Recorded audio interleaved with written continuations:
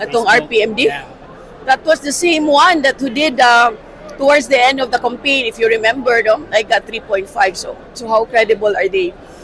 I think before the start of the ASEAN, there was this group of business men who did due diligence, and they did a survey, independent survey ni.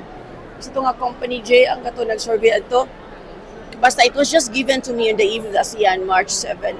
This is the result. This is the result of the survey we did.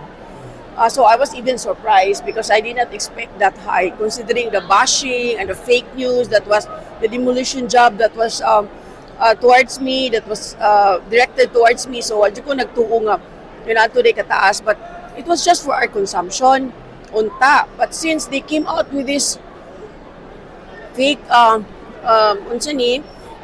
survey, then no, we had no choice but to pagwasad na mo ang katong survey nga that was given. We have the documents that would prove.